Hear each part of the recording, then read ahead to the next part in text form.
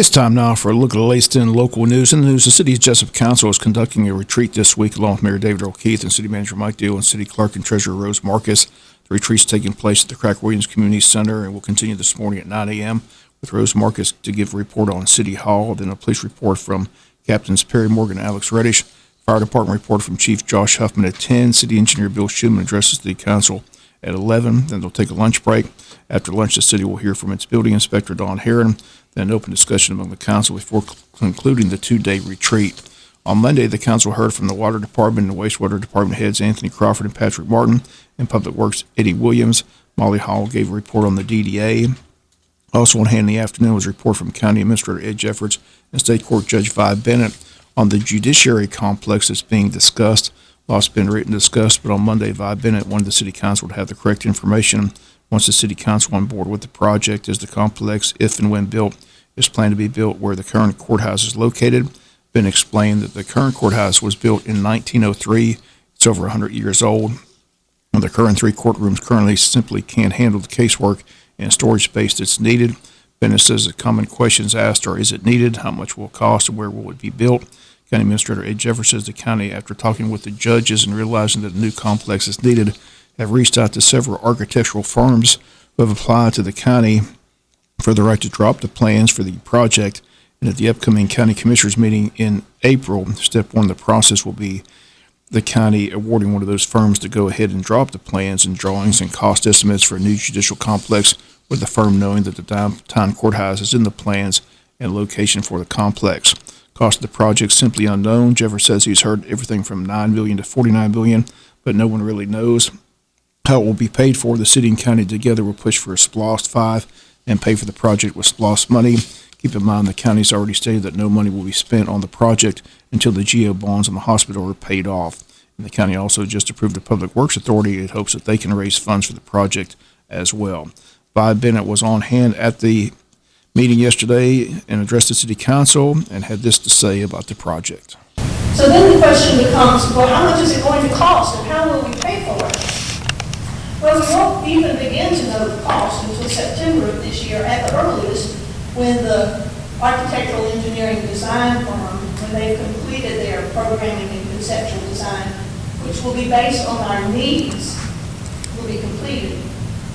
Also, it is important to note here that the request for proposal that was sent out to the firms included the mandate that the existing courthouse be restored and incorporated into the design and cost of the project.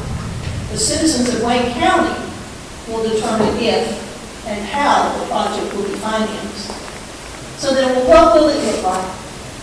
Well, I really don't know until we get that design back, but my best and hopeful analogy would be the dress for success theory. You dress for the occasion. You wouldn't wear formal evening attire to a bar party, just as you wouldn't wear something put together with Band-Aids and duct tape to the most important job interview of your life. Whether it's a good thing or not, how you are dressed sets the tone for how you feel, how you will be perceived, and whether you will be respected or dismissed. It is the same for a building. Its design sets the tone for how important the building is and the respect you have for the decisions that are made inside. So no, I do not expect the design to look like the Taj Mahal, but I hope that it will be a building that will be well thought out, well needed, well built to last at least 70 years, and commands respect for the significance of the events that happen within that building. I would also hope that as travelers reach the crest of the overpass bridge on Pine Street and they turn and look to the right, they see a building that reflects the strength, dignity, and progressiveness of our great community. I thank you for your time, and I'm happy to answer any questions. Once again, those comments of Vi Bennett yesterday at the work session for the city council. Once again, security is the main issue with the current courthouses in the county. Courtroom C, really the only courthouse with adequate security. First step, again, takes place at the county's April monthly meeting. On the agenda will be the awarding of the architectural drawings Again, that on the April agenda of the County Commissioners meeting. Also on the city's agenda yesterday was IDA Director Dale Keith. He told the council that a lot of good things are happening with the IDA. The past 18 months, he says the county's seen $92 million in investments into the county. IDA excited about the new industrial park, 300-tract land on Highway 341, which has access to water and sewer. Keith on hand asked for the council's help in pushing the vote for the T-Splosh, which will come up in May of 2022. Dale Keith says they'll start the campaign in January that year. Keith explained that Wayne County benefited greatly from the T-Splosh money, about $1.5 million on the Billy Clanton Overpass project.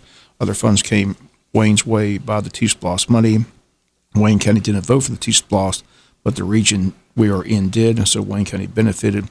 Keith just was seeking the council's help in pushing a yes vote for this time on the T-Splosh. Once again, the retreat continues today. We'll have more from the City of Jesup retreat on Wednesday's newscast. We'll be back with more news after this word from our sponsor of the commercial messages, so please stay tuned.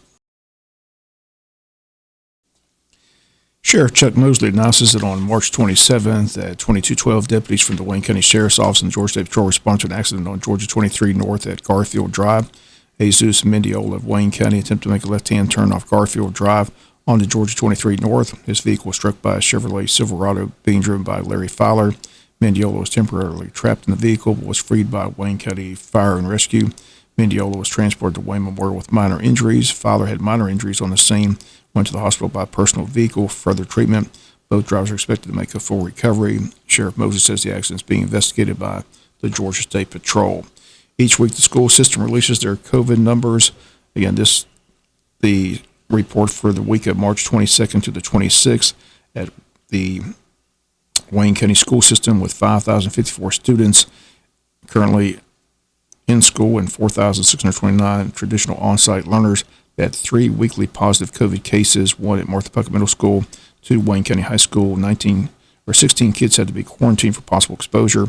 2 at Jesup Elementary, 2 in Odom, 2 in Scriven, 4 in Martha Puckett Middle School students, and 6 Wayne County High School students. 840 employees in the school system. They had 4 weekly positive COVID cases test, 3 at James E. Bacon, 1 at Odom. They had 3 employees quarantined for possible exposure, 1 at Jesup Elementary, 1 at James E. Bacon, 1 at Martha Ross Smith Elementary. Georgia legislative session coming to a close. It appears one of Governor Kemp's top priorities this session will become law. That is to change Georgia's citizens arrest law that allows Georgia citizens to arrest someone they suspect of committing a crime. Citizens arrest law came under the microscope last year in the shooting death of Ahmaud Arbery. The Senate approved the bill to change the law by a vote of 52-1, with only State Senator Frank Ginn of Danielsville, a Republican, voting against. Now it goes to the House for its consideration. House Bill 479 would repeal the Georgia citizens arrest law while still allowing employees at businesses, security officers, private investigators, and inspectors at truck scales to detain someone they believe committed a crime until law enforcement officers arrive. The bill also would allow law enforcement officers to make arrests outside their jurisdictions. Again, passage of this bill would make Georgia the first state to remove a citizens arrest statute from its books. All 50 states have a version of the law in place. And Wayne County Health Department is hosting a drive-through COVID-19 vaccination clinic that's open to all Georgians ages 18 and older. This clinic will administer the Johnson & Johnson vaccine. It'll be held on March the 31st at Wayne Memorial Hospital Physical Therapy parking lot. Again, that's the parking lot closest to Highway 84. The address is 865 South 1st Street in Jesup. The hours will be from 8 to 11:30 and from 1 to 3. Appointments are required. To register, visit the website dph.georgia.gov/COVID vaccine.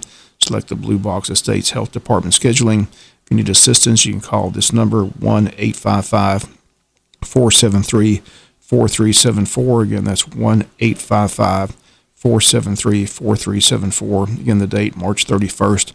Time, 8 to 11:30 and 1 to 3. Again, at the Wayne Memorial Hospital Physical Therapy parking lot. We'll come back with some final news notes after this word from our sponsor of the commercial messages, so please stay tuned. Final notes news, just a couple of days away from the Jesup Downtown Development Authority's Shop, Hop, and Egg Hunt. It's going to take place Thursday, April 1st, and 20 golden eggs are hidden in downtown businesses. If found, it's redeemable for a $50 gift certificate in that business. Again, that takes place this Thursday, April the 1st, until all 50 eggs are found. The Wayne County Board of Tourism gearing up for their Altamar River Run. Again, it's going to take place Saturday, April 17th. This year's paddle will begin at 8:30 a.m. at Upper County Landing, and paddlers have a choice of 2 takeout points. The 11-mile paddle will take out at Pig Farm Landing or Oglethorpe Landing, and the 16-mile paddle will take out at JC Landing. Registration is $10 per paddler prior to the event, $15 on the day of the event. Children 10 and under paddle for free with a registered adult. Altamar River Expeditions has canoe and kayak rental for $45 each. Contact them at 912-294-3604. Shuttles will be available from the takeout points, with the shuttle leaving JC Landing at 8 a.m. and Oglethorpe Landing at 8:15 a.m. Registration forms are available at the Jesup Train Depot or online at the Tourism Board website, waynetourism.com. Online registration is also available at imathlete.com, which can be accessed through the tourism website as well. Please state, bring your hats, sunscreen, snack lunches.